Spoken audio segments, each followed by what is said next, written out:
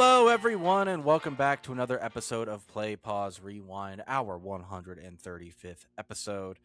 Been a couple weeks, and we're back this time to review some TV. But before we do, Niles, how have you been the last 2+ weeks since we recorded? Been good, been busy as always. um, Mm-hmm. but yeah, I mean, lately this week, I feel like this week has been a bit of a downer. Just with we've had several notable deaths with Dolly Parton and Mm-hmm. Tim Curry today, so I'm feeling a little down this week, to be Yep. honest, Dylan. But overall, personal life, everything's going just fine. How are you? R.I.P. to yeah, yeah, pretty good overall. But R.I.P. to two incredible icons of music in Hollywood. Mm-hmm. Obviously, um, yeah, I mean, personally, doing pretty all right overall. I would say, as always, the world continues to crumble all around us, and Yep. that is existentially horrifying. Mm-hmm. But we do what we can. I don't know So what else to true. say about it at this point. There is so much that we could talk about, but we won't because we're going to talk. We're not going to talk about real war. We're going to talk about fictional war, and maybe we'll bring into the conversation what the fictional war can teach us about mm, the consequences of war in our everyday lives. maybe. By the way, before we do though, when you're suffering at the gas pump at the grocery store real soon, just remember who did that to you. Um, the Yep. Trump administration and all of their allies in the Republican Party and the centrist wing of the Democrat Party. It is their fault. They did this to you. They hate you. But we're going to talk about House of the Dragon season 3. Niles, do you want to give us a brief rundown on House of the Dragon season 3 specifically? Yes, we are here to talk about the real issues, and that is TV. Um, but the third season of House of the Dragon, which is the Mm-hmm. Game of Thrones HBO prequel series, Civil War has come to Westeros. The Dance Mm-hmm. of Dragons escalates and continues this season as Rhaenyra and Team Black attempt to reclaim the throne, while Team Green becomes fractured due to competing alliances, struggling leadership, and just brutal military campaigns. It's a bloodbath this season. There's lots to talk about. But yes, as with the previous seasons, this stars Emma Darcy, Matt Smith, Steve Toussaint, Olivia Cooke, Tom Glynn Carney, Ewan Mitchell, Fia Saban, Fabian Frankel, and many, many, many others. This is such a loaded cast. Lots of different Yes. players at play here. Um, Mm-hmm. but Dylan, what are some of your initial thoughts on this third season of House of the Dragon? So I thought this season was great. I think too, something to note up the top for listeners and viewers is you and I think, unlike what seems like a very large percentage of the internet, have consistently enjoyed this show. Mm-hmm. It's I think it reaches the heights of the peak of Game of Thrones? No, I don't. But I think overall I have liked what they've been doing in the first 2 seasons. I know there is some controversy over changes to the source material. That is what happens in adaptation. That is part Mm-hmm. of the nature of adaptation. I also think there were some criticisms that I remember of it being a bit of a slow-paced show in a lot of ways.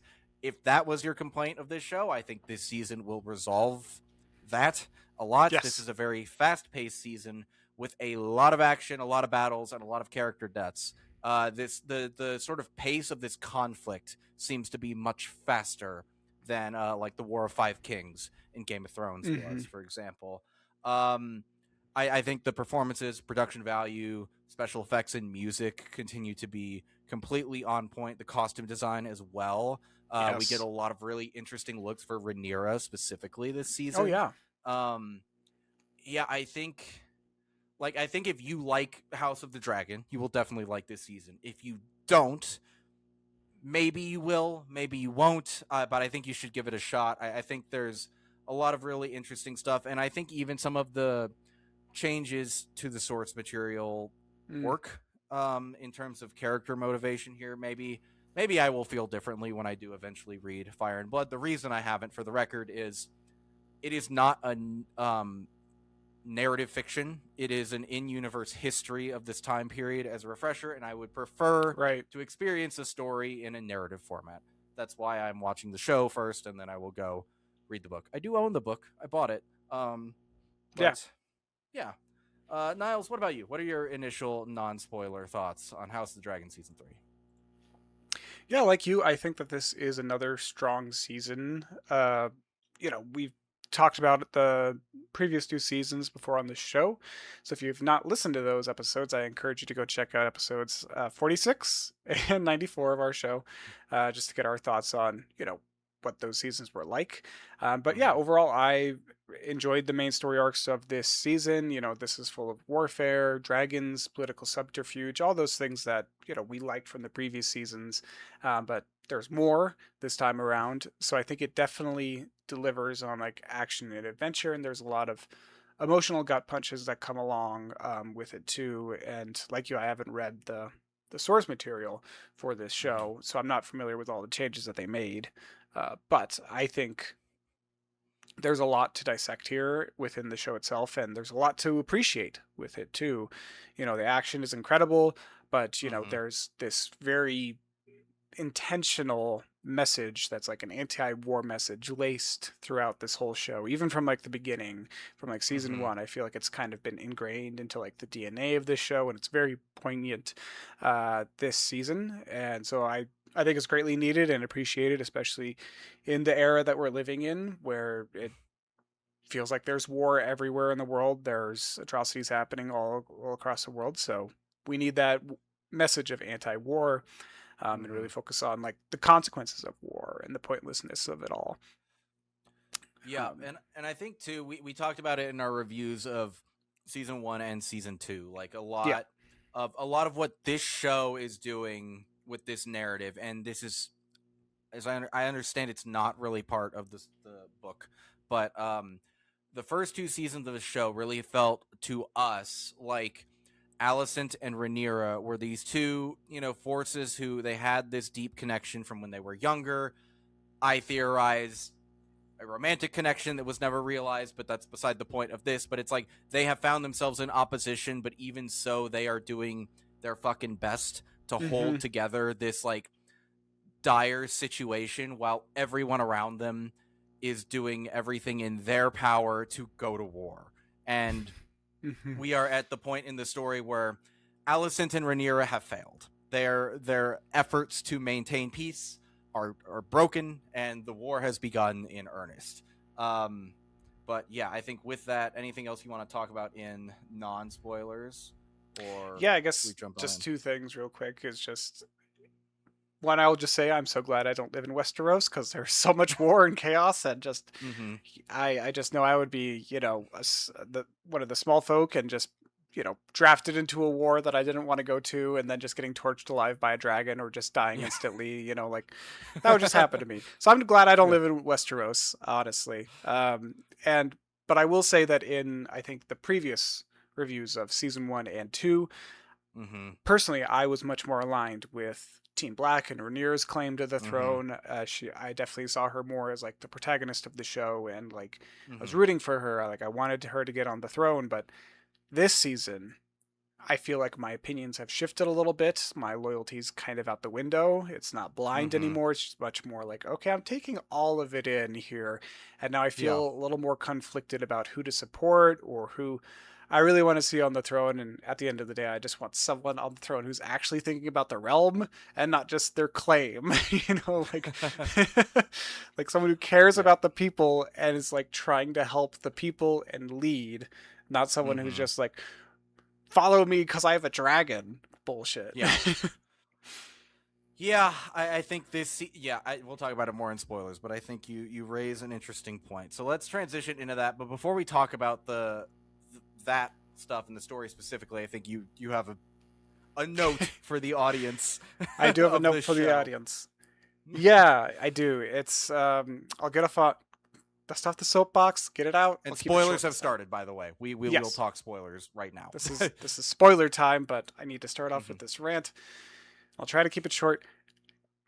And this is kind of just more of a take, or a hot take, I guess, as the kids say. But I believe that social media is ruining the average TV viewer experience. I fully believe this now. sort of preface this, I will say that I don't really watch episodes as they premiere unless it's something like RuPaul's Drag Race, which I'm a big fan of. You know, I'm not. Mm-hmm. I just feel like I'm too busy to really watch every weekly episode as it's premiering. Right? Like I just feel like I don't have the time, and I honestly prefer viewing shows at my own pace too. You know. Right.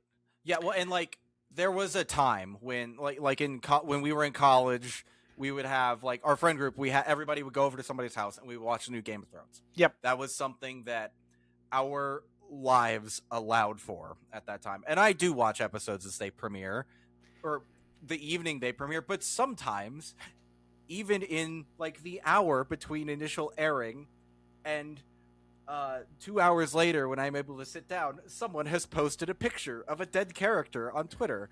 Yeah. It's absurd. Like, and this is one of those shows, like I think I talked about it on like one of our other recent episodes. I think it was like The Boys or something else like that. But I feel like unfortunately many things in these shows that I care about, like House of the Dragon, things are getting spoiled for me just because I'm scrolling social media in the middle of a workday, you know, or just like in my free time. Like I had so many things spoiled for me this season. I had Jace's death spoiled for me. I had Kristen Cole's death spoiled for me. I had the return of Aegon's dragon spoiled for me. I was so mad at all of these things because like it just takes away the emotional impact. Like to your point, yeah, it's literally days, literally hours within the episode of airing. There's spoiler videos flooding social media and it's infuriating. And like I know that there are filters I can like set up in my algorithm to be like, hey, don't show me posts of House of the Dragon. I honestly don't think that those will really work for me, but I'm going to try on the next show that I want to watch because this is a problem. Yeah. And like I've seen two forms of pushback. One, there are people who I guess are not very busy and they're like, well, if you care about spoilers, just you have to watch it right when it comes out. And then the other one is, well, all of this was like the book's been out for years. You could have just read the book, right? About spoilers, and it's like, or alternative, you can not be an asshole. Yeah, you can recognize that adults have things they have to do that might preclude them from watching a TV show the second it fucking airs, and you can be respectful. Like, I think like there used to be,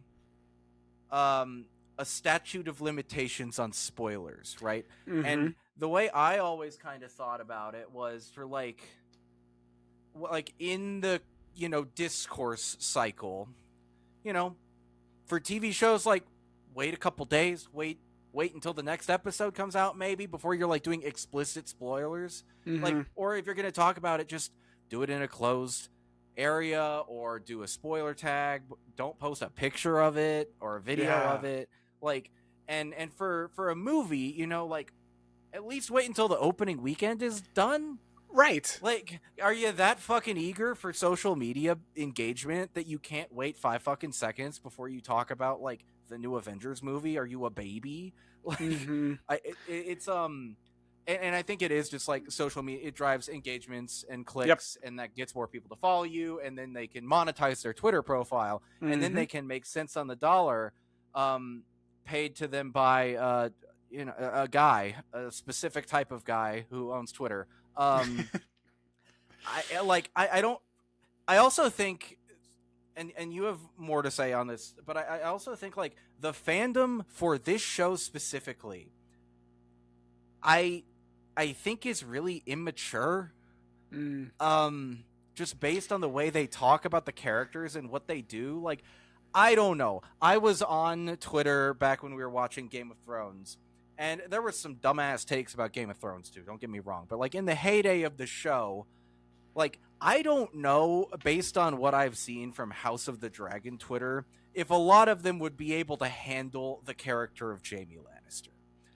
Like, I don't think you're like, because you know there's that big moment in season 3 of Thrones where he and Brienne are at Harrenhal, which is an important part of this show. That's right.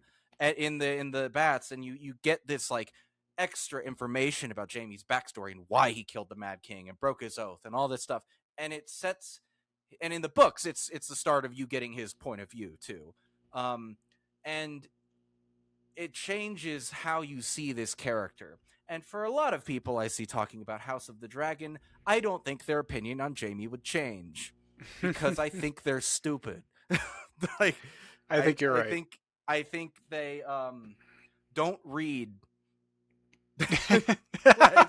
Yeah, full stop. They don't. I think But you're right, though. And continue. yeah, I mean, the only others, I'm just going to echo what you said, basically, because, yeah, like, what happened to the days where spoilers were taboo, like, Hmm. where, like, I think that there are still people out there who go the extra mile to, like, not spoil things, like, we try Hmm. to do it on this show where we're like, let's talk about non spoilers first, then we'll get Hmm. into it and spoil things.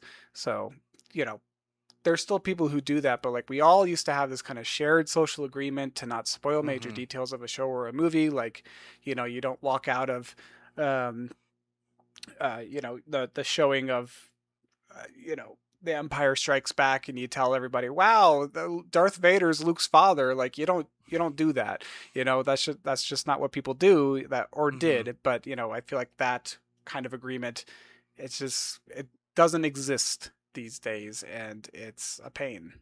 But And it wasn't that long ago that it was kind of the norm to put in effort to not spoil things. Like, do you remember there was a whole official branch of the marketing campaign for Avengers Endgame hmm that was just don't spoil the end game. Hashtag don't spoil the end yeah, game. hmm It was like pushed by Marvel, and the fandom kind of like took it seriously and didn't spoil, like, because like a lot of shit happens in that movie that's plot related. And you can argue like, oh well, like a good movie or a show, like it shouldn't be dependent on the spoilers for enjoyment. It's like it's not that's not what anybody is saying, but there is a greater emotional impact when you yep, experience something like a major character death in the narrative context rather than some dickhead on Twitter, like.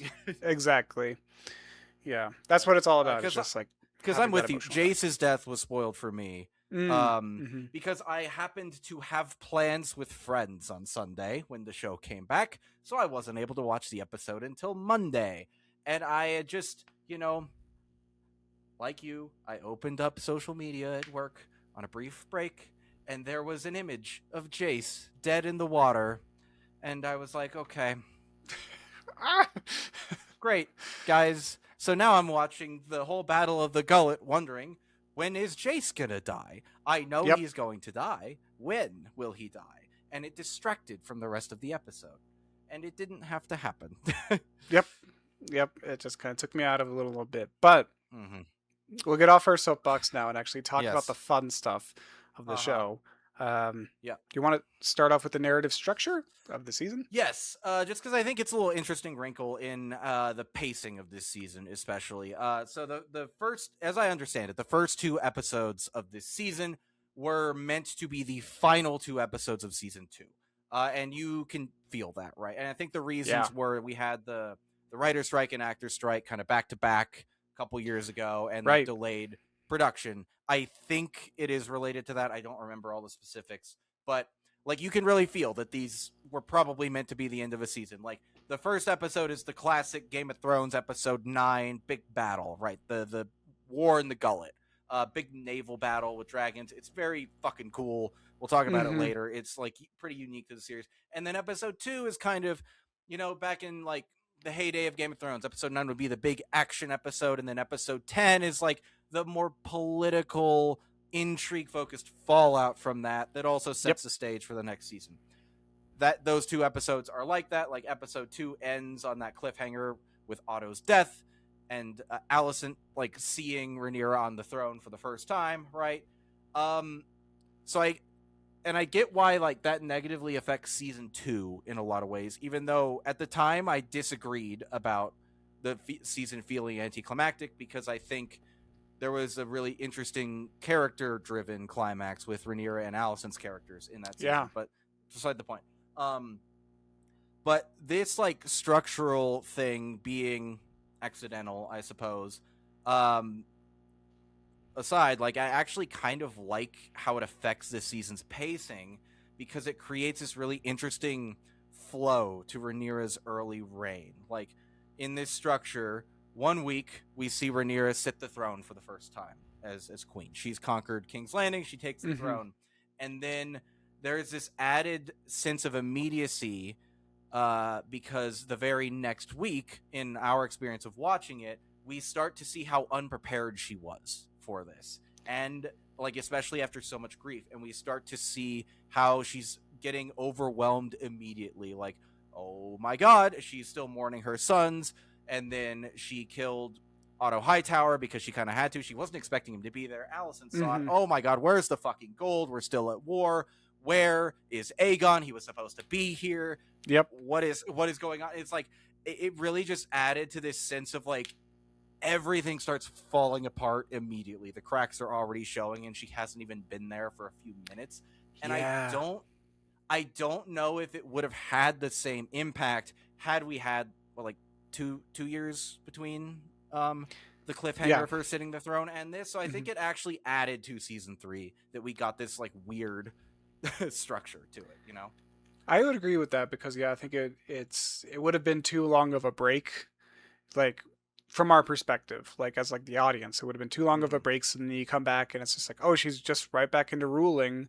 Now we get to see how she rules, and just like everything just starts crumbling immediately. It's kind of like, well, this feels like this is coming out of nowhere. But this, I think the way that this comes together in like those first like 2-3 episodes, it's pretty impactful, and I think it's powerful, and I can understand why like if you had those first 2 episodes to end season 2, yeah, maybe it could have been more pleasing for some fans, but personally, I'm very satisfied with how this starts off. I think this was the correct choice overall. Yeah. You want to talk about the action a little bit, since we've kind of alluded to it with the gullet? Yeah, no, I mean the action this season is pretty freaking epic. It really is. I mean, I think we had some battles in like season 2, and season 1 was kind of more just the political intrigue of things. There wasn't really any action. So like now we're really getting into the Civil War, and I don't think it's disappointing at all. Like the Battle of the Gullet is incredible. Like I don't know if we've had, like I'm thinking back to like the original series, I don't remember seeing like much like sea warfare in that show. Like there was like 1 or 2 scenes in like the last 2 seasons, and those were kind of, and the Blackwater in season 2, but it's oh right, like, yes, the Blackwater. But I don't think we've seen ship versus ship battles. Yeah, it's cool in this franchise before, and it's very cool. Because it's like medieval fantasy style ship versus ship battles, and then the X factor of the dragons coming in, which totally changes the dynamic of that type of battle.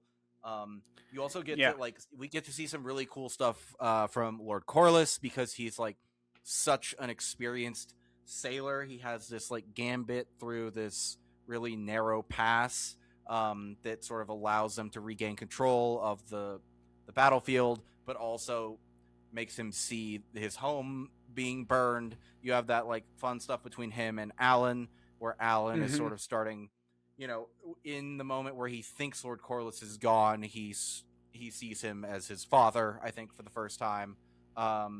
Great stuff there. Like that's such an incredibly impressive sequence. And then we have some big like character stuff too, like Jace's death, Rhaena being responsible for it, even though she's just trying to help. Innocent Rhaena, and Bela's there, and like it's a beautiful scene, beautiful sequence in general. The whole battle's great. And we get the way the dragons can save each other too was really like, you get to see how like well-trained dragons and dragon riders can work in tandem with each other to keep each other alive. Like when Jace's dragon, whose name I'm forgetting, like gets shot the first time, like Bela's able to fly underneath him and sort of cut the line and protect him, keep him going. Like very cool stuff that we have not seen in this series before. Yeah, super neat. And then Jace's death is obviously very tragic in that sequence as well. Well, what can you do? And we and we get some. We also get some great action scenes with the Northmen and Riverfolk, and Caraxes and Daemon just slaughtering Lannisters, killing lions. Like that's very satisfying, and like they're all singing around the fire, like with like the heads on the spikes. It's like it's very Uh-huh. cool, and some showdowns with Cole as well, and then the whole season, uh, you know, uh, climaxes with the Battle of Tumbleton, which is Mm-hmm. beautiful, and just like the chaos that ensues. I mean, like the plan was very clear, but then dragons really kind of fuck it up, especially one dragon. Dragons and ego. Yeah. Yes, dragons and ego really just get the Mm-hmm. better of a lot of people in that scene, but I think that whole battle is really, really cool. So yeah, lots of Mm-hmm. really epic, fun uh, sequences, but in between all the chaos and action, Mm-hmm. the season delivers, like effectively delivers this Mm-hmm. anti-war message. Yeah. Like both in like the Battle of the Gullet and Tumbleton, Mm-hmm. they spend a lot of time focusing on the action and everything that's going on, but then like Mm-hmm. there's these scenes that just linger on the casualties of war and the Mm-hmm. consequences of these weapons of mass destruction, i.e. dragons.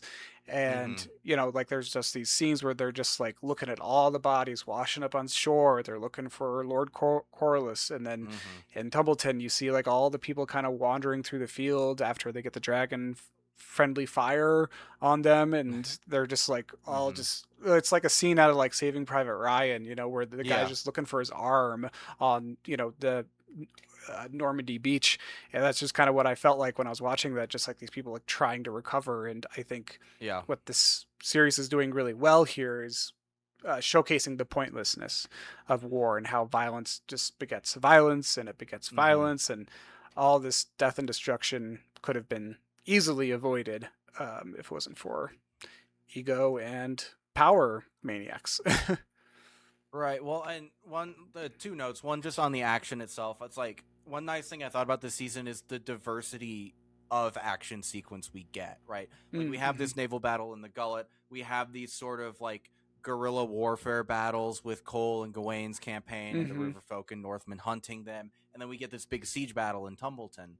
And so it's like every battle is very unique from each other in throughout the season. But Yeah. on the anti-war thing too, I think it speaks to the pointlessness of it, but it also thinks to the uncontrollable nature of it once it gets started. Like leading up to Tumbleton, Damon has instruction from Rhaenyra. It's like, don't make me look bad, basically. Like, do not kill like civilians. These are my allies living in this Mm-hmm. town. They declared for me. Keep them safe and kill only the high tower men. And those directions are passed through Damon to the other people. And then that fucking northerner guy just like takes an axe through a kid's face on the Yeah. wall in like 30 fucking seconds. And then ultimately like Ulf wild card, right? But it like he Yep. destroys everything, including the town, and burns a ton of people. And then on the other side, we have Gawain trying to like do a last minute fucking peace offering. Just, but it's too late, Like Rhaenyra, Gawain, Daemon, they're playing in the past at this point. Like the threshold has been crossed. You have started the fire, and Mm-hmm. you can't put it out. Like it's out of your control at this point. So it's sort of a cautionary tale in that way, where it's like, don't start something that you're not willing to finish, um, Yeah. Yeah. because It's a good way you to put you it. cannot you cannot dictate the terms of everything that will happen next. And I True. think that's kind of where we're at in this story. And on that note, actually, it's like I think a big running thing through this season for a lot of characters is just like the road to hell is paved with good intentions. I Mm-hmm. think I think this is sort of an expansion, a more wartime expansion of what we saw with Rainier and Allison in the earlier seasons. Like they're doing their fucking best to keep the pieces from falling apart, only for circumstance and misunderstanding to make it fall apart anyway. And Mm-hmm. this season has a lot of characters like just wanting to help or trying to step up for the people around them, only for things to go very, very wrong. Like the earliest example of this, I would say, is the Battle of the Gullet. We have the culmination of sort of Jace, Reyna, and Bela's actions from last season, sort of leading to this. Like Reyna claims Sheet Stealer, this wild dragon, so that she can help her family in the war, only for the dragon Mm-hmm. to panic when it's in a battle situation and go rogue because it's untrained. He doesn't know, like how to do any of this. She brought a wild animal to a battle, like, and then Yep. Jace wants to protect his mother and keep her alive because he views her, and somewhat correctly too, like he's like, if you go into battle and die, like, this whole thing is over. But he goes against her wishes. He doesn't respect her will, and he wants to step up. We saw this a lot in season 2. Like, remember, he like really wants to get in the fight and go, and Yep. he just takes that step to do it, and then he gets killed in his first battle. And then there's also, but I think, and then also, like, Bela goes along with Jace. Like, I think she's less implicated in this than the other ones, but like, she knows this is a bad idea. She goes along with it, and then she gets Jace killed, and then loses her sort of standing with Rhaenyra as a result. But I think there's this element of their own desires and sort of like ego eking into the tragedy as well, right? Like, we talk about how Rhaena is the only, or the show talks about how Rhaena is like the only one of them who didn't have a dragon hatch for her, so she probably has that like building up inside of her. She wants a dragon, and so she finds one, she seeks one out, and it all goes wrong. Jace wants to be this like brave warrior and hero, and it goes wrong. And like, Bela wants to be a hero as well. Like, they all kind of succumb to their base instincts and pay the price for it. Yeah. No, you're totally right. And I think like so much of that stems from like childhood trauma and just like their upbringing too, because like Rhaena, she gets some really great scenes with Daemon this season where she just like when Daemon finds her and realizes, you're the writer of Sheep Stealer? I thought I sent you like off to Volantis with my sons. And she's like, you mean my brothers? Like, he doesn't like, he just doesn't always see her as like, oh, you're my daughter. You know, like he's just neglected her for so long in her life, and she wants the dragon because it's like, that's the only way that she can really like find her way into being like respected by him or like acknowledged. Right. And this is actually a big change from the book, as I understand it. Oh, it in is. The book, Rhaena is not Sheep Stealer's writer. There is another character who was cut from the show named Nettles. I don't know anything about Nettles. Okay. But and I understand, apparently people cite this as like a negative change from the source material because like Rhaena is Rhaenyra's half daughter, stepdaughter. Stepdaughter, yeah, I think so. And also maybe another relation because Daemon's her uncle. I don't know. It's really confusing.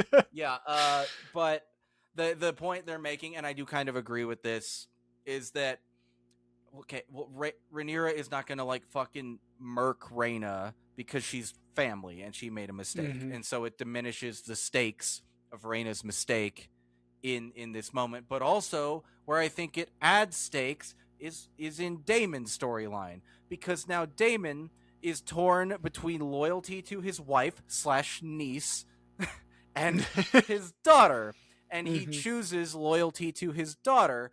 And then Rhaenyra kind of knows that he's lying about something, and that plays into her paranoia as it builds up.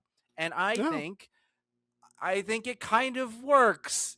I don't know. Maybe I'm wrong. Maybe it will totally fuck up season 4, and we'll see. But another example of this I want to talk about, the road to hell paved with good intentions. It's like, we see it at some point in the season when Rhaenyra is asking Alicent for basically intel on Ormond, right?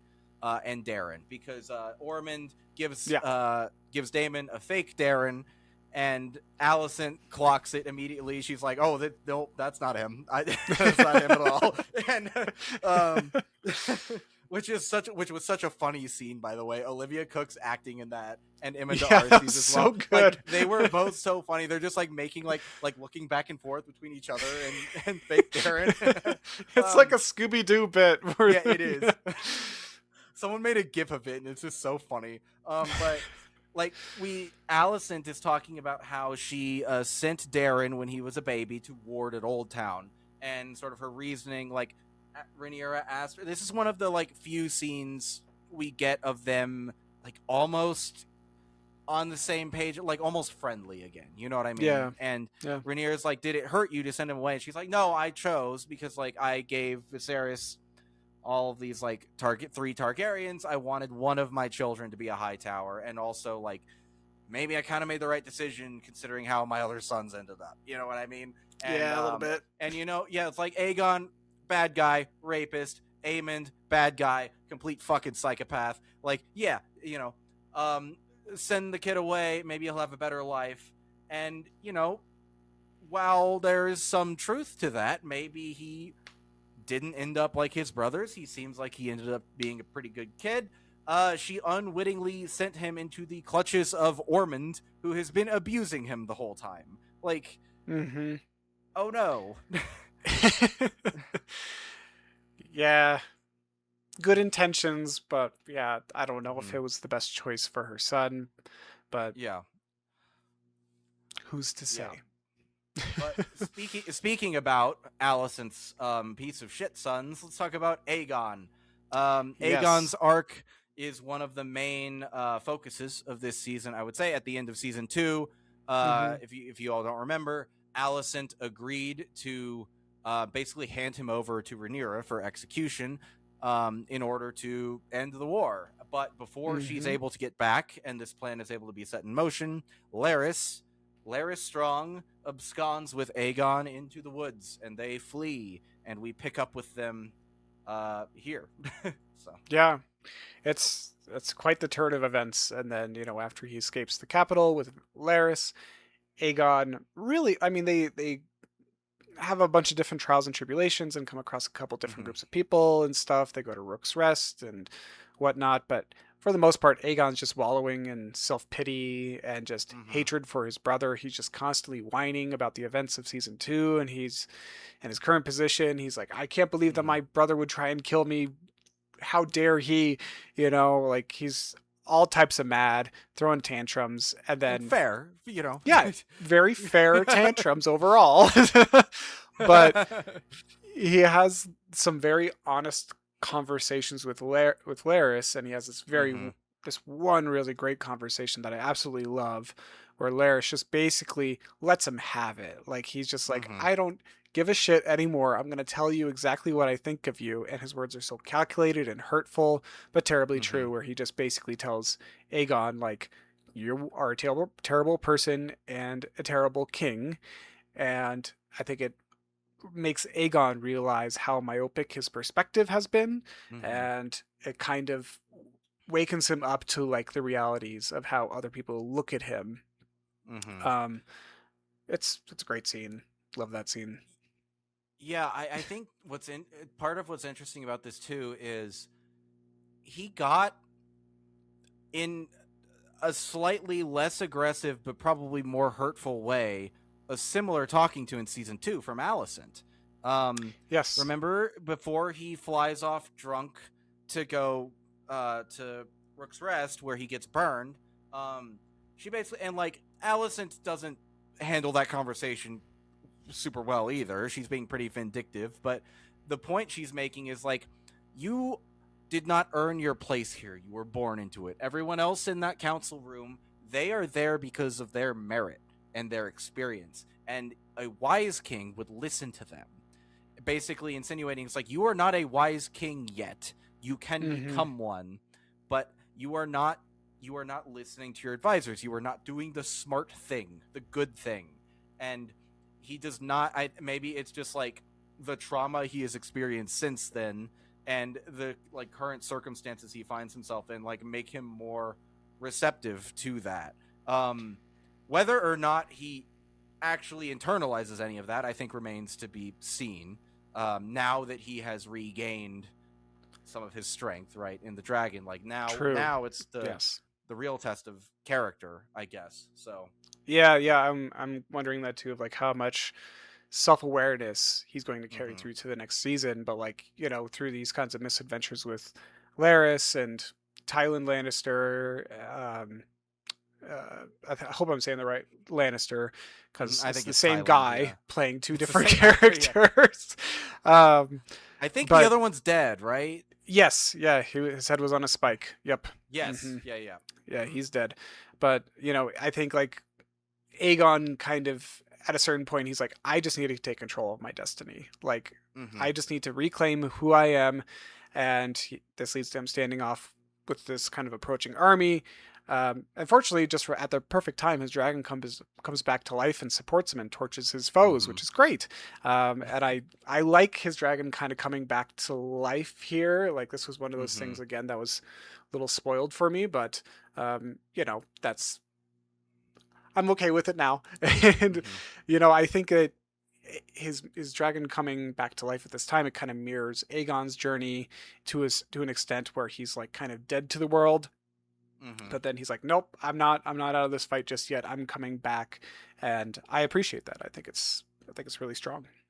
Yeah, I think it's I think this storyline is one of the highlights of the season for me, honestly. It's this like it's honestly a classic like thing that I loved in the original show, like pairing up of two characters who, Hmm.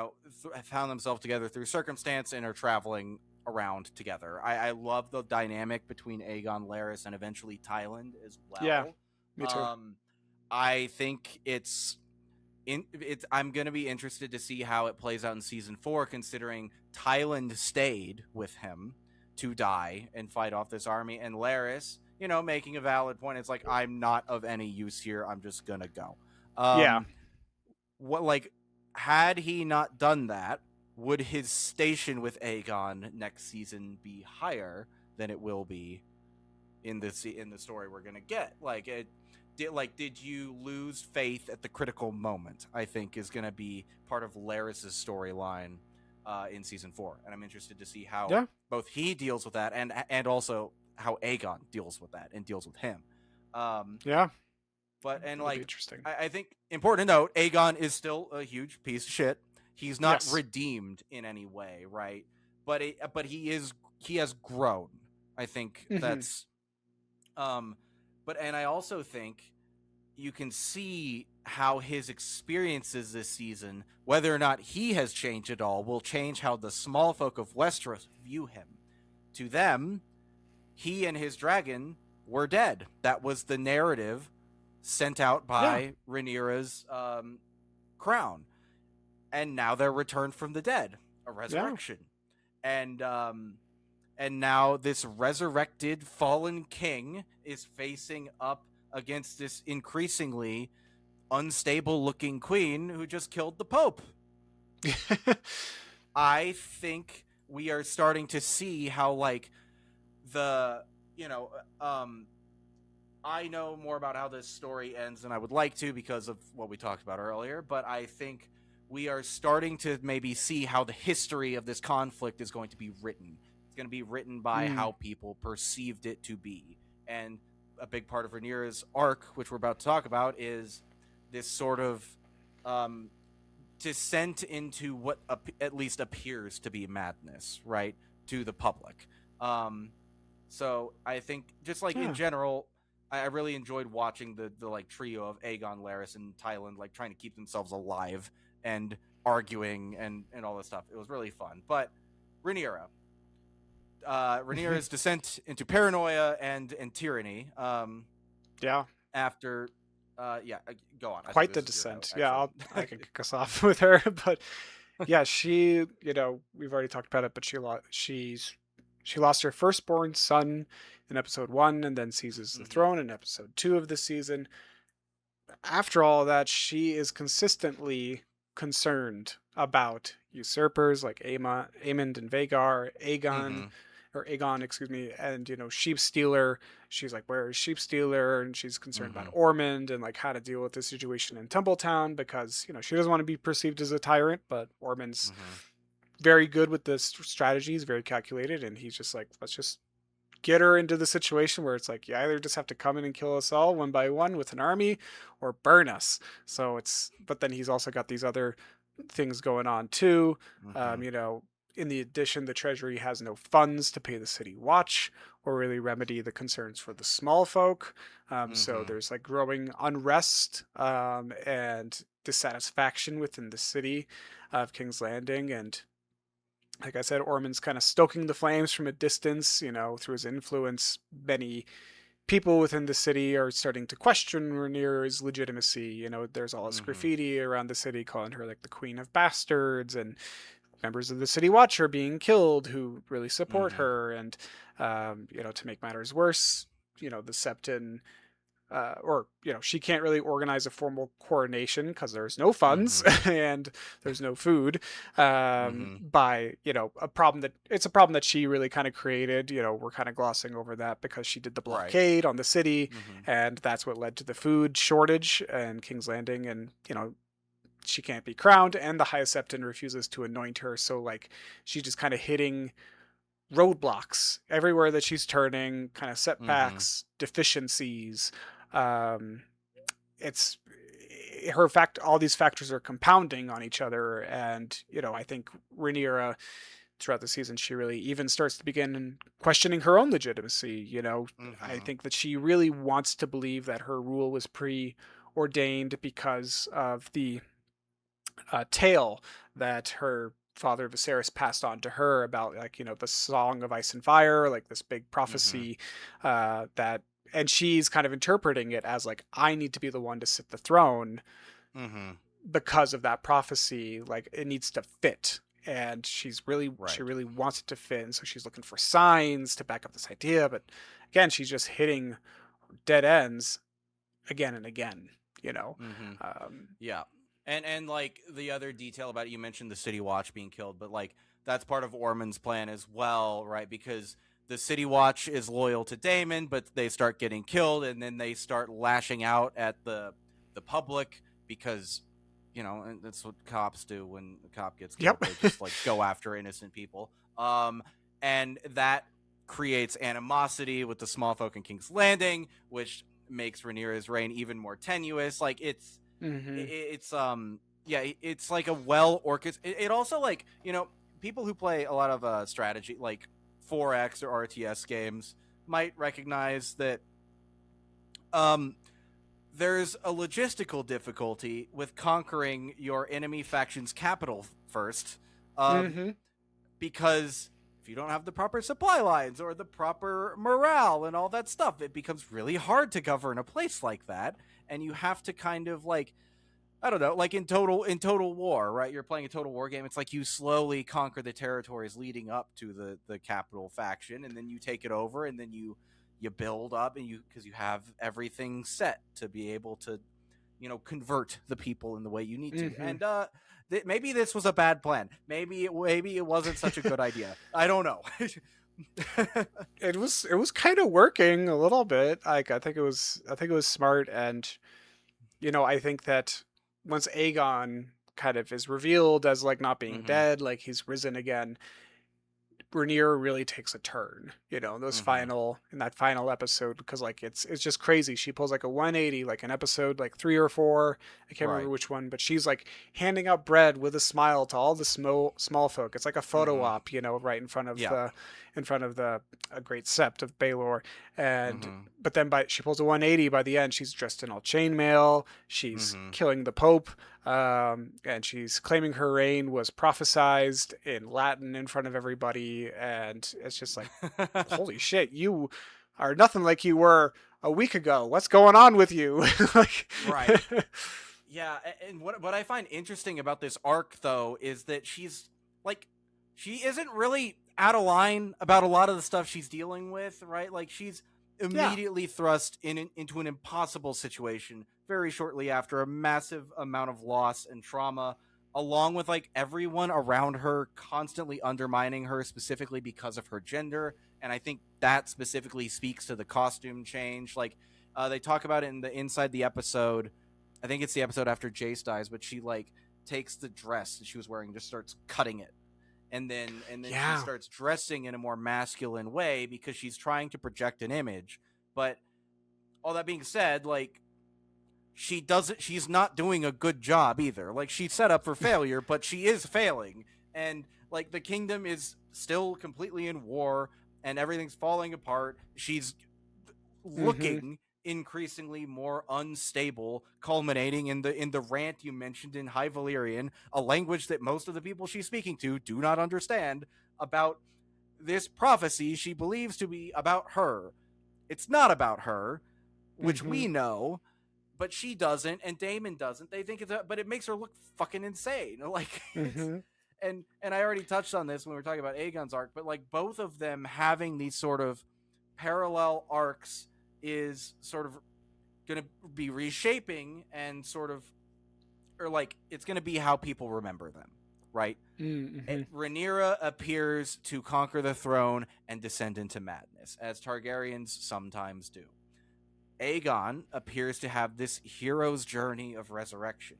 The truth of what's happening doesn't matter as much to the people because they weren't in the room to see all the conversations behind the scenes. They don't see all of the Yeah. efforts and pleading Rhaenyra has done with her advisors to make sure the people are well taken care of. They just experience the result, and the result isn't very good. Mm-hmm. And I did see, I think it was a TikTok, and I wish whenever I see these, I always need to remember to like get the names of the creator because I forgot. Yeah, But it's like, save it.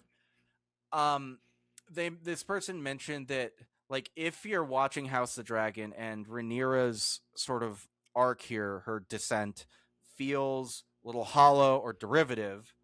It's the reason for that might actually be because of Daenerys' arc in Game of Thrones not playing Mm. out the way it probably should have. Yeah. Like if we're thinking about it, the more satisfying way to me at least, and it is a more conventional narrative structure to be fair, but it's like the more satisfying way would be Daenerys actually overcomes her madness and becomes a good, you know, shepherd into a new era, right? And fulfills Mm-hmm. the prophecy. Whereas Rhaenyra was a false prophet and thinks it's about her when it's really not, and she's just too early, and she misread her role.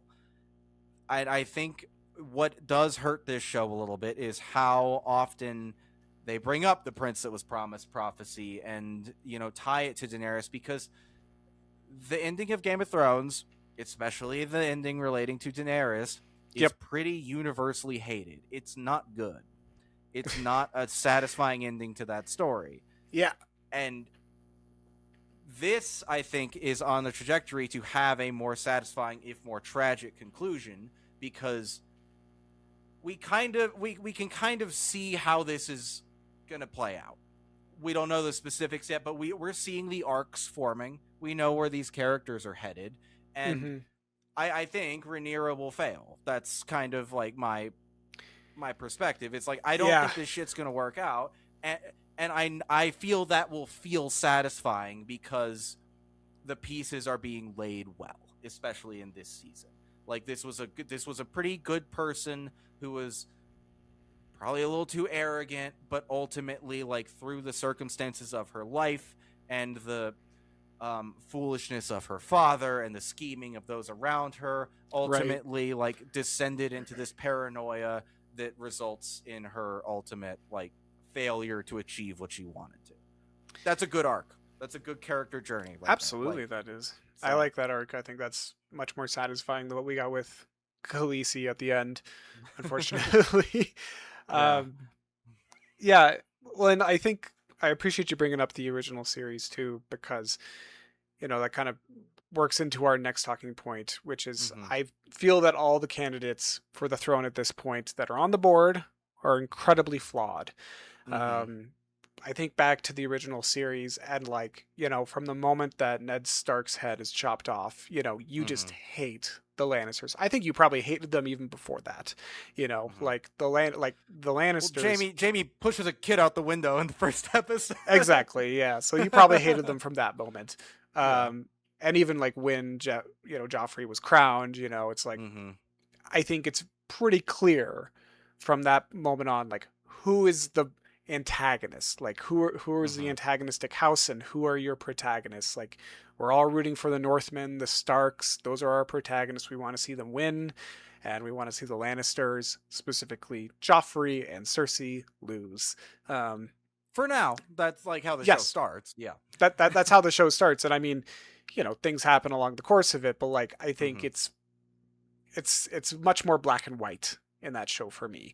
And you're Mm-hmm. also rooting for Khaleesi and some other people too, but like in House of the Dragon, in seasons 1 and 2, like I said at the top, was definitely more aligned with Team Black and wanted to see Mm-hmm. Rhaenyra on the throne, but because of her kind of descent into paranoia and tyranny this season, I'm not so sure how I feel about her now. And when you Mm-hmm. look at everybody who's on the board, they all have a lot of flaws, and that's what makes it so difficult this season. Like, I don't know who to support. Um, I think I'm still kind of leaning towards Rhaenyra, but at the same time, like, I don't know. She's kind of a tyrant at this point. But like when you look at the other ones, like Aegon, he went through some emotional growth this season, and I think Mm-hmm. he understands how other people view him now. However, he is still a vindictive, petty bitch. He's a rapist. He's spent his days as king drinking and whoring around. So, Mm-hmm. he relishes in the death of his foes, and he doesn't really inspire love. And he lacks wisdom, as we Yeah. previously mentioned. Aemond is in kind of a similar line where it's like he would just primarily rule through fear. He's quick to Mm-hmm. anger. He has a big old dragon. He loves violence. He loves to just slice through people. He loves telling Vagar to like burn entire towns.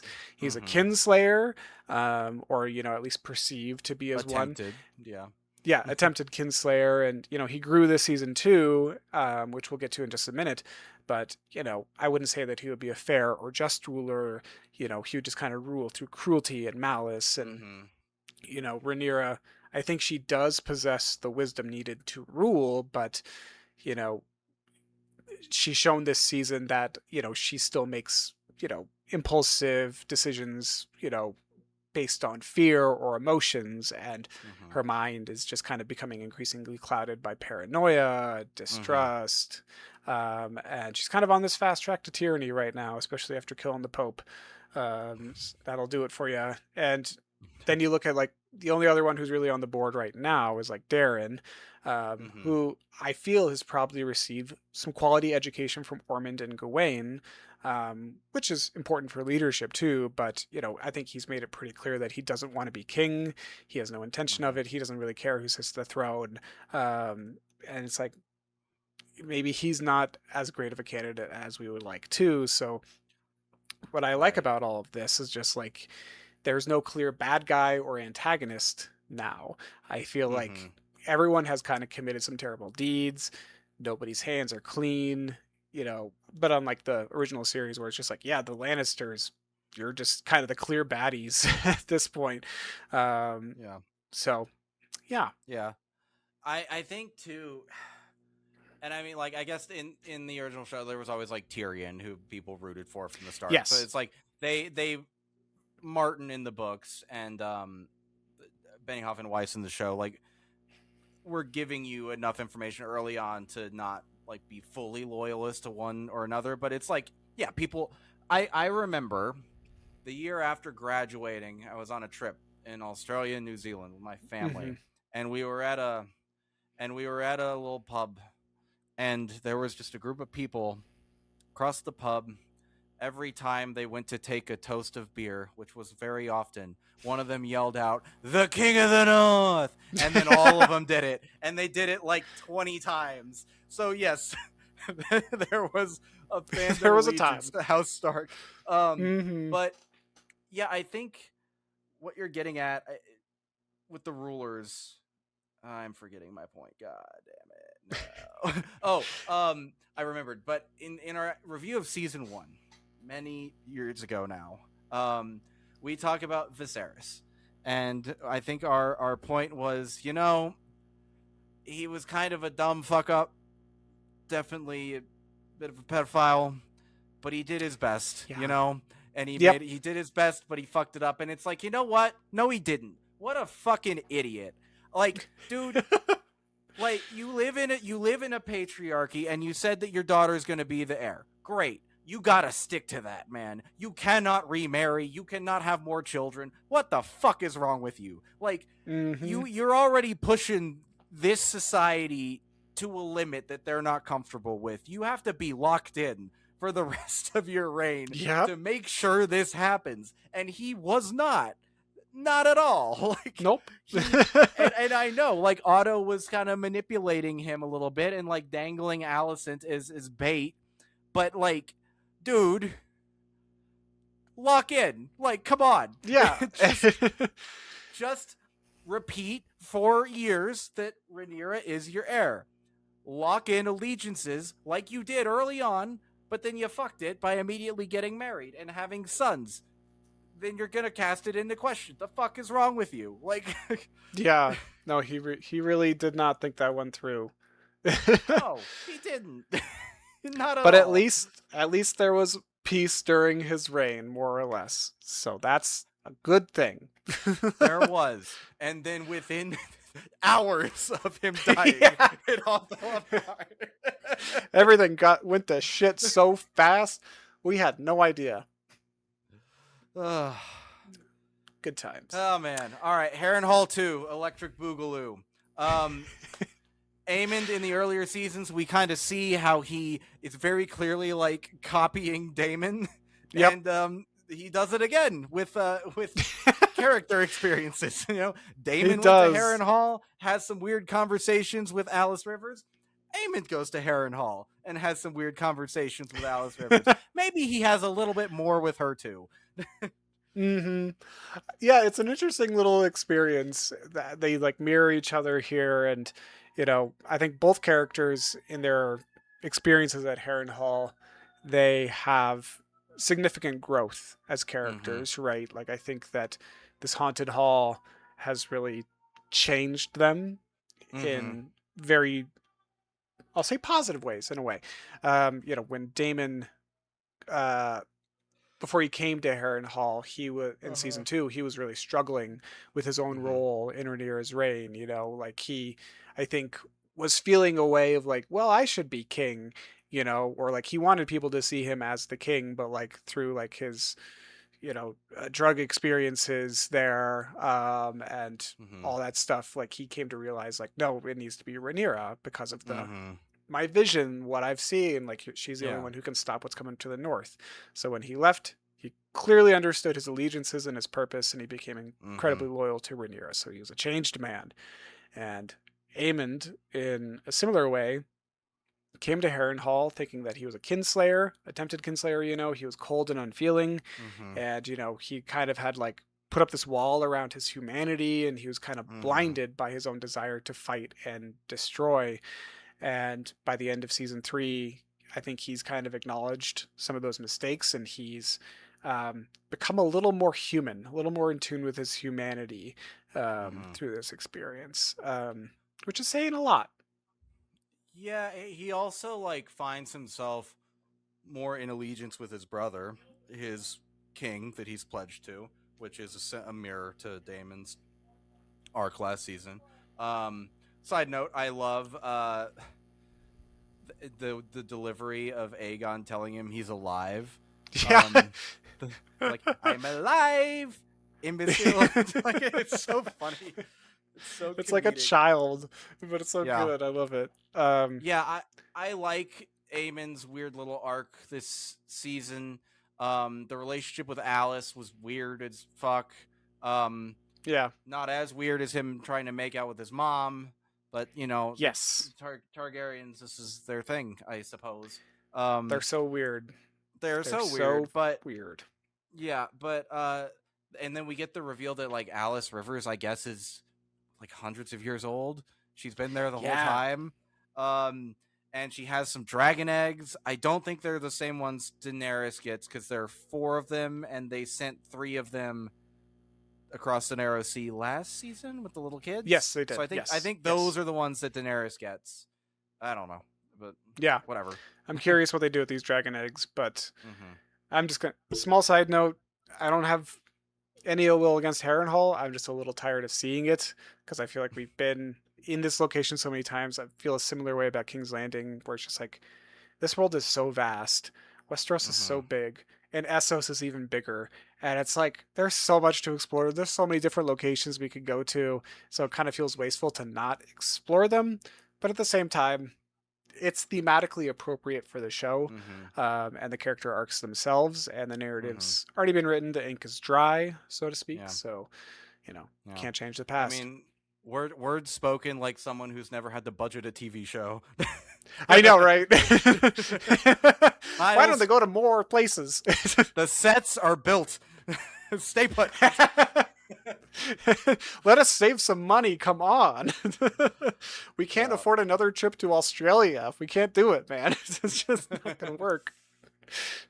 Oh, yeah, but Amond, I just love that he looks like an anime villain. Like I love that he has an eye patch, and then underneath the eye patch he has like a blue gem in his eye Yeah. hole. It's just like so extra and funny. Um, God, he's such a little freak though. It's great. And Yeah, I love him. He's a very odd one. I wonder where Vagar went. Like, I know. I'm very curious about that. Like, no one seems to have any fucking clue where the biggest dragon in the world is. mm-hmm. Yeah. It's crazy. But yeah, I think we should talk briefly about Massaria, the White Worm. I doubt that we've seen the last of her. I don't know, but I looked at IMDb and it said Massaria, the White Worm. The White Worm. Okay. I'm like, all right, I'll throw it in there.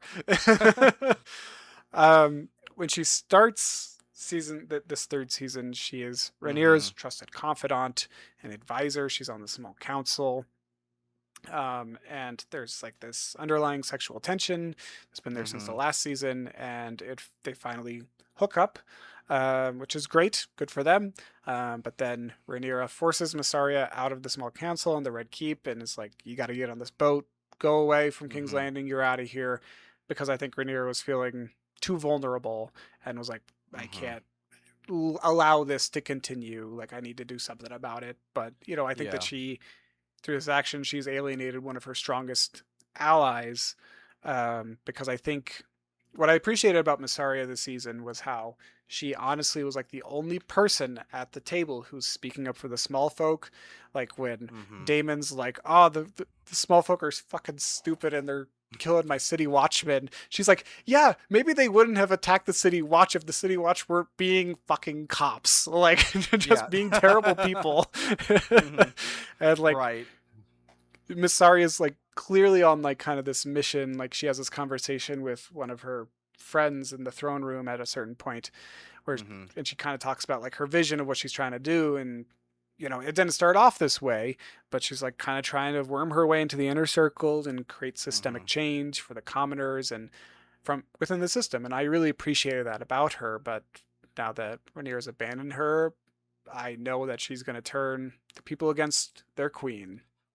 Yeah, I think what's interesting too is like she is directly positioned as a foil to Daemon. Like they're on opposite ends of Rhaenyra, whispering different things.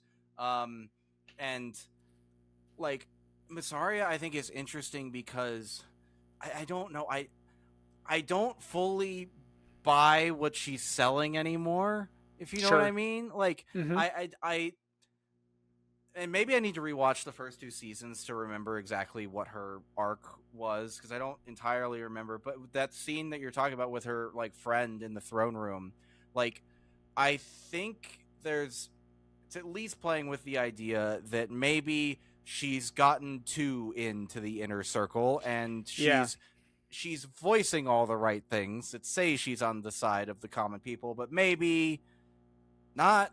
Maybe she's on her own side at this point. I don't really know, because she's also not fully loyal to Rhaenyra either. Like Alicent is able to sort of like get her to look the other way in certain instances. So it seems like Massaria is starting to play this longer game. Maybe it's for the small folk, or maybe it's for herself. We don't really know.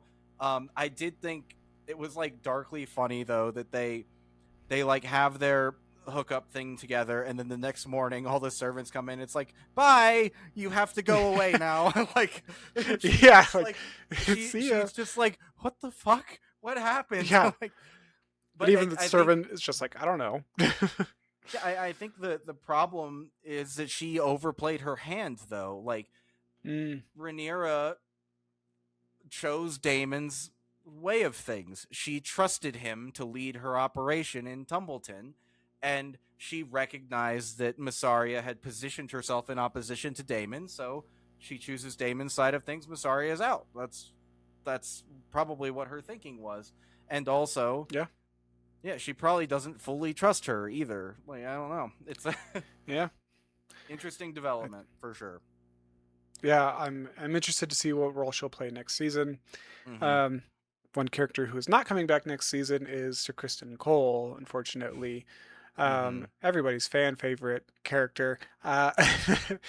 The Even though it was spoiled for me, the way he Mhm. goes out is shocking, and I Yeah. think it's an incredibly fitting ending for him. Mhm. You know, you know, his whole thing this season is just like he's in command of like this contingent of the army for the High Mhm. Towers or just the Crown, Mhm. and they go to meet Aemond at Harrenhal, but Aemond's not there, so then they basically decide, well, we're just going to try and cut off the Rivermen and the Northmen at this crucial river pass down by Stony Sept, and maybe we can make a difference there, and then maybe make our way back and help out the High Towers. Mhm. But it doesn't really work out that way.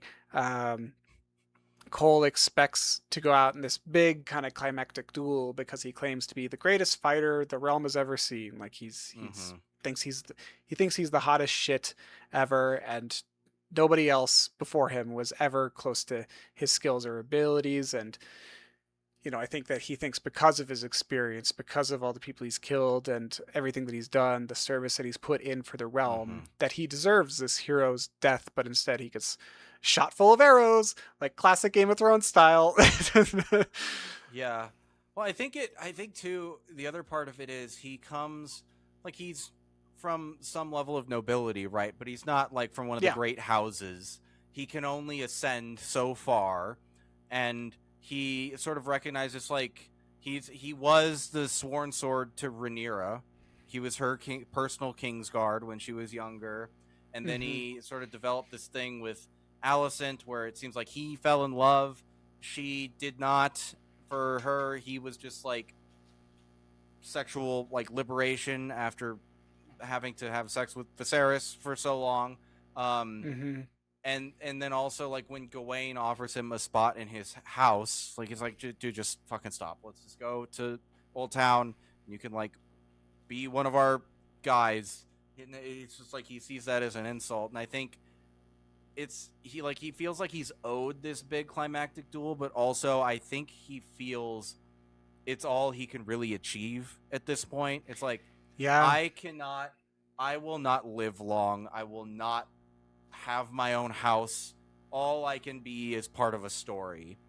And he doesn't get that. From what I understand from the source material, like Kristen Cole, this very accomplished knight, former Kingsguard, ends up just being like a footnote in the conflict. Like, and there's a tragedy to that, right? Because Hmm. he was accomplished. He was, strategically minded, I suppose, and he did rise as much as he could. But ultimately, he doesn't matter. Like, he's just a guy who betrayed someone and then failed.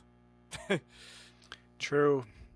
I think you hit it on the head there. And what I will also say, we can move on to other characters, but in our past episodes, I recall having often having negative opinions on Kristen Uh huh. Cole. But in hindsight now, kind of looking back on the whole character arc, I'm a little bit more positive on him, and I kind of respect his choices in the end here. They kind of Mm-hmm. mention it in the inside the episode at the end of the one where he dies, but it's like basically Cole makes this decision in the military campaign to stop working in service for others, and like he just Mm-hmm. decides to act for himself now. Like he was kind of feels a little betrayed by Aemond at Harrenhal, and he's a complex Mm-hmm. character too, like with his stint with Rhaenyra and with Alicent. Mm-hmm. Um, I feel like he has suffered many betrayals at the hands of the Targaryens, like from Right. Rhaenyra and Alicent, and Mm-hmm. Aemond. Now it's like I think that he does have this final idea of like I'm just going to do what I want to do, what I feel is Mm-hmm. best, and to your point, like maybe they'll sing songs about me, about my final deeds and everything like that, and that everyone will remember me as the greatest fighter in the realm. And it's like that's not going to happen. But Mm-hmm. you go out your own way, dude. Go for it, Yeah. and it's very satisfying, and it is breathtaking when he gets shot with those arrows. Yeah. Apparently, the lady who shoots him, I forget her name, but she is like an ancestor of Arya Stark from Oh, the Tully side of I love that. That's awesome. which is fun. She's cool. Apparently, she's a really cool character as well that does a lot of interesting stuff. Um, but yeah, let's talk about the more high tower characters, Alicent and Helena, who find themselves hostages of Rhaenyra's in King's Landing after Rhaenyra Yep. takes over. But yeah, go for it. It is tragic because they're mainly prisoners this season, and their arcs just make me so sad. Helena's I mean both of them especially in this season, but Helena's, I think, through and through from the beginning, she's been so sweet and innocent. And her arc throughout this season and the previous ones is so tragic because I think ultimately she doesn't have a lot of agency in her role or just like her place in the Targaryen dynasty. Right. Like they kind of just view her as like a mother, like bear some children. You can maybe be queen. Uh, but I think at the end of the day, she only wants to do what is best for her family and really kind of abhors violence, especially against animals and beasts. She has a very soft spot, I think, for nature. Um, but she can't control any aspect of her story, really. Everyone just uses her for one purpose or another. Even Alicent kind of here at the end, and she just really can't stop them. But, Rhaenyra also, like, uses her a lot, and in the end here, like, Helena, she's lost family members, she's lost her personal freedom, and once Rhaenyra realizes like Helena is a dreamer and she can kind of predict the future, Helena's like she knows that she's never going to be really free. Like she's always going to be a prisoner of Rhaenyra's. This is just what her destiny is, and that kind of forces her hand to take her own life, which is also very heartbreaking.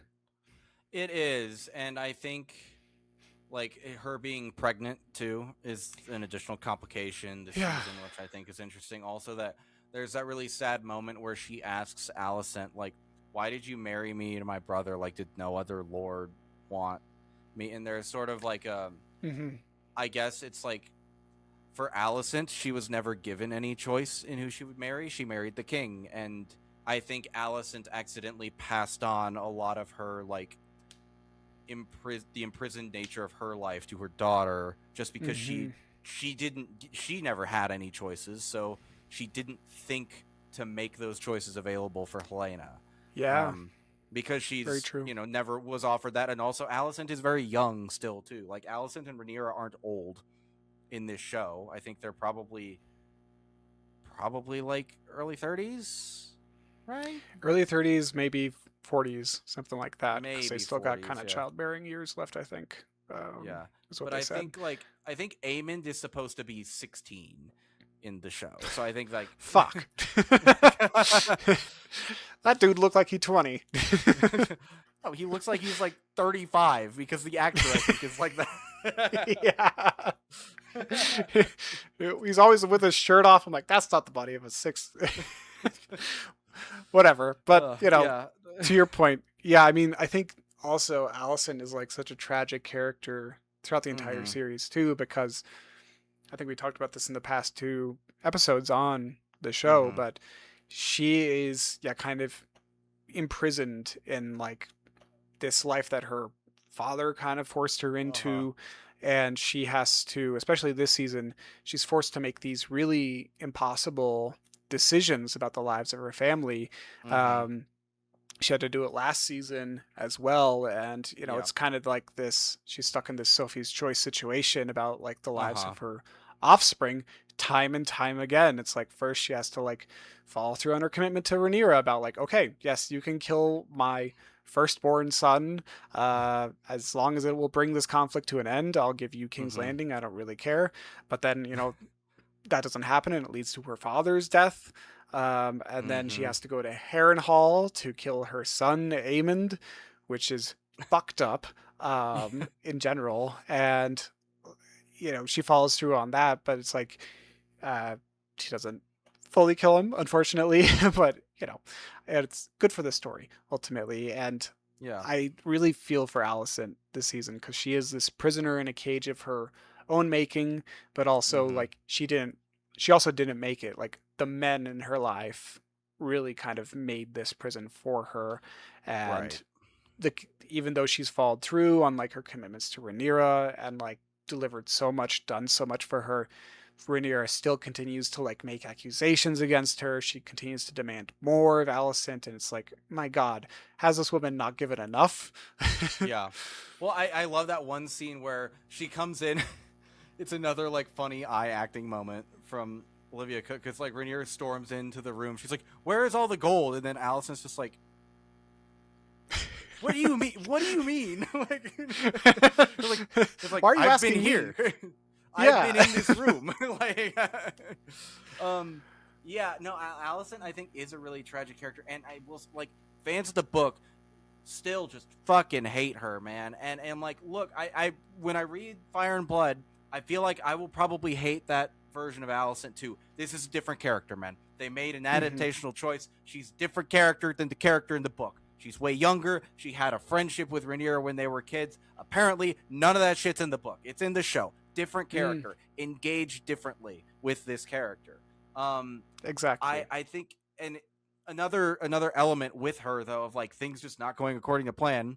She went to Harrenhal with a dude who was supposed to kill Aemon for her. That's why that guy was there. And then Hmm. Aemon kills him immediately, so she has to improvise, and she fucks it up. Yeah. Like she doesn't give him enough poison. like Yeah. It's like, oh shit. Oh, poor guy. Um, yeah, and then I mean the other tragic part too is like she's just trying to protect Helena, and she's like, Helena, yeah. you might have a son, and if you do, Rhaenyra is gonna fucking kill it. Just drink the fucking tea. Like, just drink the tea. Your kid's like, and what a hard choice to have to make. Like, you're right. It is Sophie's choice, and it is just like she's constantly being asked by Rhaenyra to kill her kids, and Yeah. and Every other okay, scene. I just realized it. The real tragedy of it is, season ends. The only kid that died is the one she worked the hardest to protect. I know. Oh, it's so sad. Oh, and Rhaenyra's like, she like looks at the tapestry. She doesn't even care that Helena flew out the window. She's just Yeah. like, so am I queen? Like, I will be Yeah, queen. well, Great. I think she's caught looking at the tapestry because remember what it shows. It shows Yes. Rhaenyra on a bloody throne. I think she's seeing that the dream that Helena has had does not end well for Rhaenyra, and I think she's True. Yeah. yeah. That's a good point. I think Good that's point. kind of what it is. She's like, you were asking for this answer all season, and now you have it, and you don't like it. Yeah. She doesn't like So, it now. yeah. Um, well, let's transition to just, I think one of my few complaints of the season, the bastard dragon rider plot lines. Mm-hmm. To me, I think that these were the weakest elements of season 3. So I'm specifically talking about Ulf, the Mm-hmm. White, Hugh the Hammer, and Adam of Hull. Hull. Thank you. I couldn't remember. And these arcs were not bad by any means. Like their stories Mm-hmm. were good. I just personally feel that they were a little underdeveloped, and I wanted them to take things further because I feel that Hugh, Ulf, and Adam had virtually no agency really in this plot or Uh of huh. this season until that final episode when Ulf really fucks everything up. And to a degree, I think that this is intentional because now Mm-hmm. going into season 4, all of their allegiances are fractured in one way or another, and I think that's going to make the story much more interesting, even if they felt a little undercooked this season. Mm-hmm. Because like Adam, his whole thing was, I mean, it was kind of his thing. He was kind of denied getting the last name Valarian, because he's a bastard, and Rhaenyra Mm-hmm. didn't. She's playing politics right now. She doesn't want to raise up more bastards into highborn birth, and all that Adam really does this season is just kind of he just scouts for Rhaenyra with Mm-hmm. Baela, and it's like that's not bad, but I'm like I kind of just wanted more for him to do. Yeah, I think the like Valarian last name has like a slight like it ends up playing more into Alan's storyline because he Yeah, ends up sort of becoming Corlys's heir apparent to the remains of the Driftmark, I guess. One true. complaint I do have about Alan's story specifically though is the I don't even want to call it a romance with Bela. It's just kind of like It's that they Yeah. barely interact, and then they kind of look at each other, and then they kiss, and then it kind of doesn't really amount. I mean, the show's not over. It may amount to something in season 4. Who knows? But Yeah. it was like okay, this is happening. That's fine, but I would have liked for them to interact a little bit more before that. Yeah, seriously, it kind of comes from, it feels like it comes from nowhere. So Yeah. that could have been cooked a little bit longer. Mm-hmm. Um, But with the Hughes, yeah. sorry, go ahead. No, no, no, go But for it. Go for it. with the other bastards, I think like Adam, I agree. He's probably just like the most generic one, just because he's like, oh, generally good guy. The dragon just found him by chance. He didn't do the whole trial thing that the others did. But with Yeah, Ulf and it picked him. Hugh, yeah, it picked him. Ulf, I think I was interested in their stories for two different reasons. Like Ulf, I thought was intriguing because like ultimately he wants to enjoy his new station, right? He's been elevated out of this like you know more less prestigious place, and he wants to go back to the bar and be a hero of the bar again, like he used to be, because even before he was a knight, which he is now, he was loved by the people Yeah, around him, and true. I think that like that's what made him happy, and he doesn't get to do that anymore. Mm-hmm. Because remember, he tries to go back, and then Rhaenyra is like, "You can't do that. Like you're a dragon rider. Like you belong to me. You're part of my army. Like you're an important power player now. What if you Mm-hmm. got stabbed at the bar?" Which is a reasonable thing for her to worry about, but also it's like, okay, so now he's your house pet. You're just gonna make him sit around here all day, and Mm-hmm. it seems like he kind of thought you were promising more than you given him, which Yep. is definitely true for Hugh, right? Because he's like, you said like you would get a house for my wife and me, and then she's like, yeah, I'm busy. I'll get to it, and then. But I think the thing I found interesting about Hugh's arc is one, his ambition to elevate, because his and his wife's daughter died last season, right? She got sick, they couldn't afford to take care of her, and she died. Right. But Yes. his ambition to improve their living conditions ends up leading to his wife kind of resenting him because he just abandoned her, and then also it adds like an emotional element to Tumbleton because now we know one of the civilians who will become a casualty of this fight at the end of the Mm-hmm. season. So yeah, but Yeah. carry on. Yeah.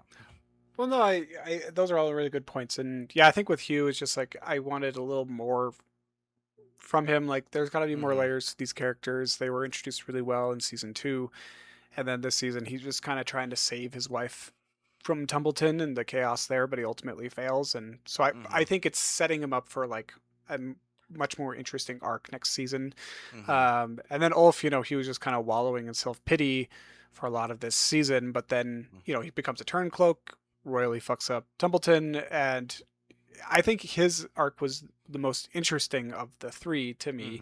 Mm-hmm. Um, but even still, I feel like there's more layers to him and his story, but I think it's going to come around really well in season 4 because Mm-hmm. now he's in like an even worse spot than what Reyna was in, because now it's like neither side can really trust him. Like Yeah. even if your dragon is tame and it will listen to your commands, it's like, how can we trust you? You burned half of our army. Like, you torched Right. Tumbleton. Like, you Mm-hmm. you turned on both sides.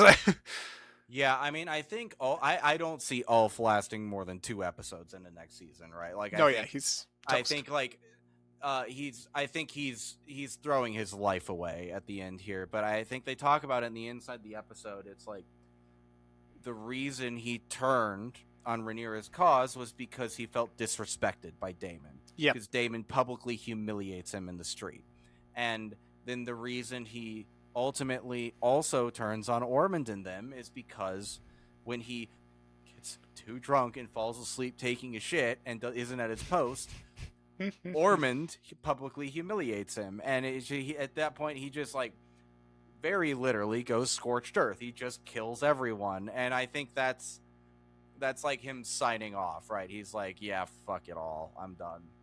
Yeah, I'm not dealing And with this bullshit. but I think it was a neat writing element that they had the most sort of like funny, lovable of the dragon riding bastards be at the end like the cruelest of them all. Like he kills so many True. people for Yeah, he such toasted so many people. an invalid reason. Yeah, just because of respect. That's crazy. Mm-hmm. Um, Yeah. well, I think we should briefly talk about the High Towers, Ormond, Mm-hmm. Darren, and Gawain. Yep. Uh, I liked all these characters. I really Yeah. did, and Ormond was terrifying.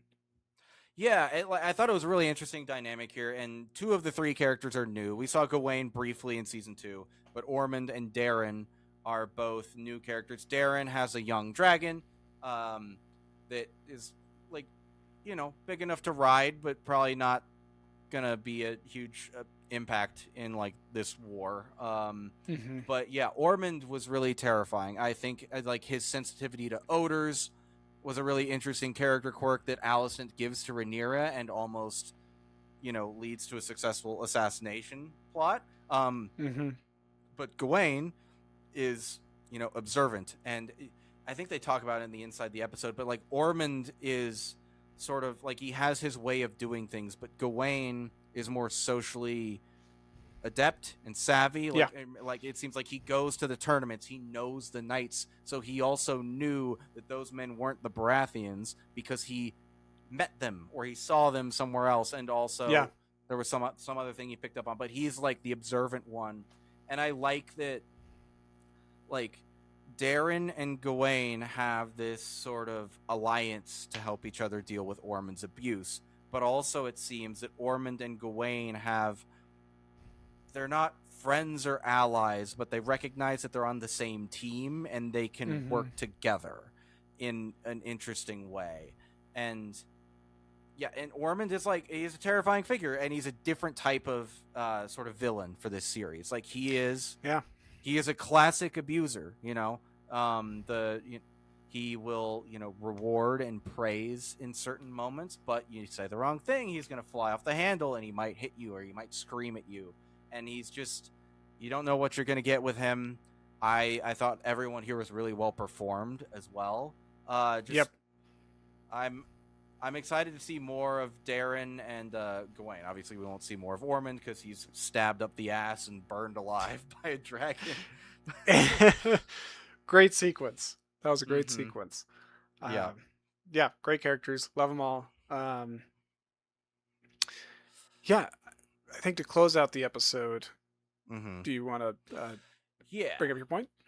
So, Alicent and Rhaenyra, I have long maintained that I think this show is, I think riffing on Shakespearean tragedy is a pretty fair point.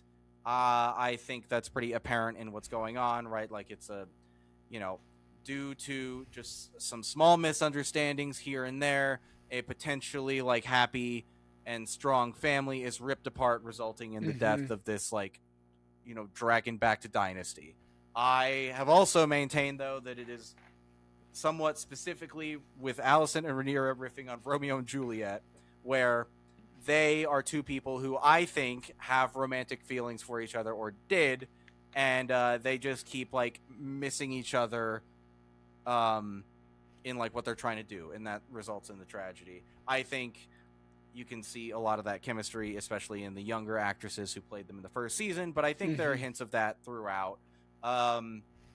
And less of it this season, I would say. I think there are still moments like Rhaenyra sort of almost wants Alicent's approval in how she's managing the realm early on in this season. She goes to her for advice as well. They kind of like have an earnest conversation or two early on, but I think like I don't know if this was ever meant to be a part of the show. I know there are a lot of people who agree with this perspective, not a majority necessarily, but like, do we think this is part of the show at all or any more after this point? Like, we've crossed so many bridges at this point. Is this even something that would make sense for their characters based on where they are now? even if it did earlier? Yeah, that's a really good question. I personally don't think that there's a chance of rekindling it. Mm-hmm. Um, I think at this point it's kind of lost, but I think that maybe the writers will try and squeeze in one more heart to heart between the two of Yeah. them at some point where they can try to fully admit or express their feelings for each other. But Yeah. I think I agree. Like they're not gonna be together. I don't think that. But I think no, yeah. I think it could work if done right for a confession of like, I felt this way for you and Hmm. it's gone. Like I think that could add a level of Yes. tragedy to the story. Um but we'll see. I We'll don't see. like, obviously it's not part of their relationship in the books. But I think at least like the performances of the four actors who have played these characters Hmm. leans into it a little bit. Like I think there's enough there, at least in the acting. Um, but Yeah. yeah, any final thoughts on House of the Dragon season 3 before we move to our next segment? No, I think we can move on to the last segment of our show, which is where we talk about other stuff and media that we are exploring and Mm-hmm. interacting with. Dylan, what have you been up to since our last episode? So I have finished Patrick Rothfuss's The Name of the Wind. Fantastic Nice. book. I would recommend it. I've also started and watched. I'm up to date on Lanterns, the new DC Universe HBO Cool. show. Um, Stars Kyle Chandler and Aaron Pierre as John Stewart, or wait, Hal Jordan and John Stewart, respectively. And it is like, the sales pitch for the show. Green Lantern meets True Detective is what it is. it's it's I'm into and it. it's really good, really, really, really good. I need to watch it. I Yeah, you do. I think you'll really enjoy it. I also went to the theaters and saw the new film, The End of Oak Street, starring Ewan Mm, McGregor and Anne Hathaway.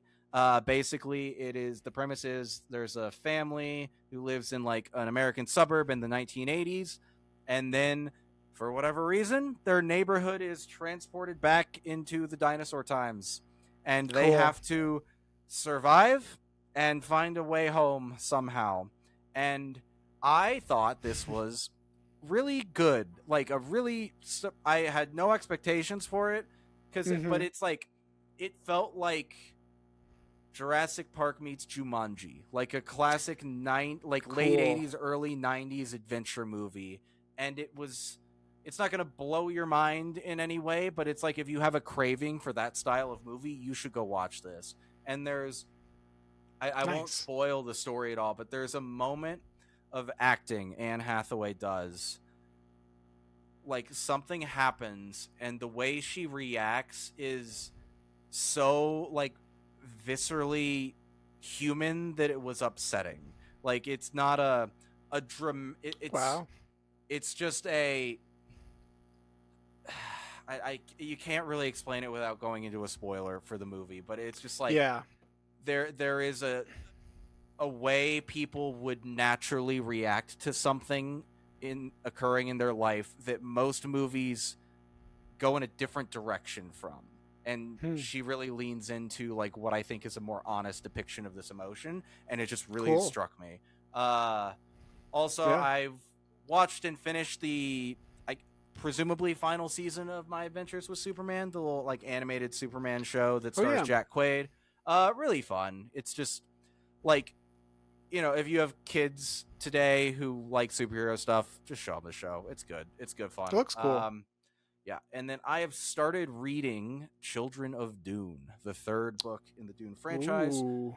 And it seems like some of this book might be integrated into Dune 3, because like I think I mentioned on the show before, like Dune 3 is meant to be the epic conclusion of the Denis Villeneuve Dune trilogy, and Dune Messiah, the Right. book it's adapting, is not epic at all. I like it. It's a good book, but it's not an epic. So Right. they're going to be integrating, I think, some of like Paul and the Fremen's like jihad across the galaxy is going to be in Hmm. the movie, it looks like, but I think they'll also bring in some elements of Children of Dune. So I'm interested to read that ahead of that movie. to sort of get that perspective on Yeah. it. But that's all I've been doing. Niles, what about you? What have you been reading, watching, playing? Yeah, I need to catch up on my Dune too. It's on my reading list before the movie comes out. But I've been exploring some old media and some new media a little bit. So the other night we rewatched the classic Miyazaki Studio Ghibli film My Neighbor Totoro. It's such a blast. I love that movie. It's Mm-hmm. might be my favorite Studio Ghibli movie, but I say that about every single Studio Ghibli film, so it's really hard to say. And there's still so many that I haven't seen, like Porco Rosso, and plenty of good stuff to still explore. But My Neighbor Totoro, so fantastic, so Yeah. charming, so heartwarming. It's exactly what you need on like, uh, a Friday evening cozy movie. Mm-hmm. Um, I also went back and rewatched the movie Zodiac. I believe it was 2007 Mm-hmm. film. I can't remember the director off the top of my head right now. But it's Jake Fincher. Gyllenhaal. Fincher. Yeah, it is. You're right. You're totally right. Thank you. But it's Jake Gyllenhaal, Mark Ruffalo, Robert Mm-hmm. Downey Jr. And it's just like trying to crack the Zodiac case, and it's a great little crime thriller. And it's just kind of a good reminder of just, oh yeah, the Zodiac exists, or he Yeah. existed. It's just a crazy sprint of murders and just like violent attacks, and it's like Yeah. And now just he's crazy. representing. Now he's representing Texas in the U.S. Senate. It's devastating. We haven't had a Zodiac letter in years. What has Ted Mm. Cruz been up It's Ted to? Cruz. um, and then in terms of new thing, well, I guess one other thing that I rewatched recently, just the other night, for some reason I was just craving it. I went back and rewatched episode 3 of the first season of Last of Us, and I Okay. don't know if you remember, Dylan, but it's that It's the one Nick episode. Offerman episode, right? Yep, yep, it's Yeah. the Oh, Bill and yeah. Frank episode. Mm-hmm. I just wanted to rewatch it because I was like that. I remember that episode being just like the biggest emotional gut punch of all time, and it still Mm-hmm. was. It is so beautiful and so heartbreaking at the same Yeah. time. I love it. I love that episode. I think I was like starting it up. I was like, this is the real content of the show. Fuck the rest of the episodes. Let's just watch this. Did you? But I forget. Did you ever watch season 2 of The Last of I Us? did. Yes. Yeah. Did we I review it? I don't think we reviewed it. I don't think we did. No. No. Um, maybe someday we'll go back, but maybe Probably when the not. third It season. came out 2 years ago. We're not reviewing it now.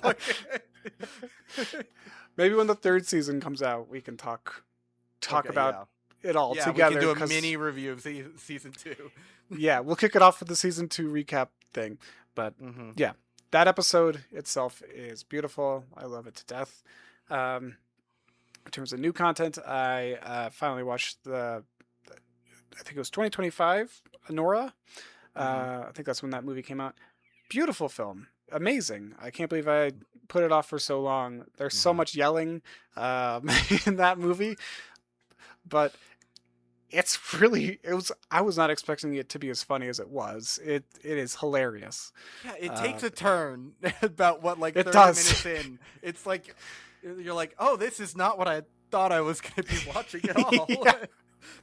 Yeah, and it's like it's such a good story, and not what I was expecting at all.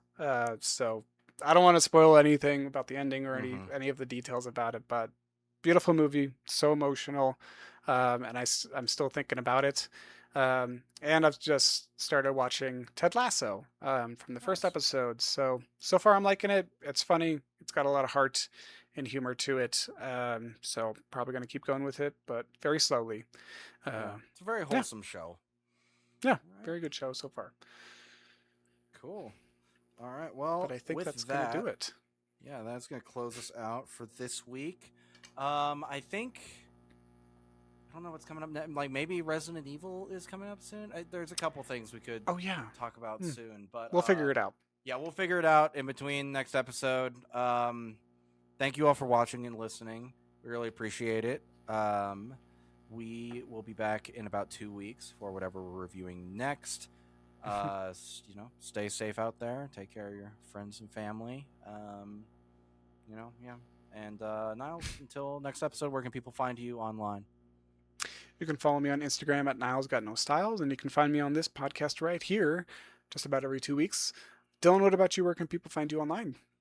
On Instagram at DylanD1026, on Twitter at D-Day Movies, on YouTube at D-Day Movies, and you can also find me here with Niles at Play Pause Rewind and our second channel, Play Pause Rewind Videos. All of that is linked down in the description below. Thank you all again so much for watching and listening. We really appreciate it. Like the episode if you liked it, leave a 5-star review, share with a friend, do all the things, and we'll see you next time. Thank you so much. Bye. Bye.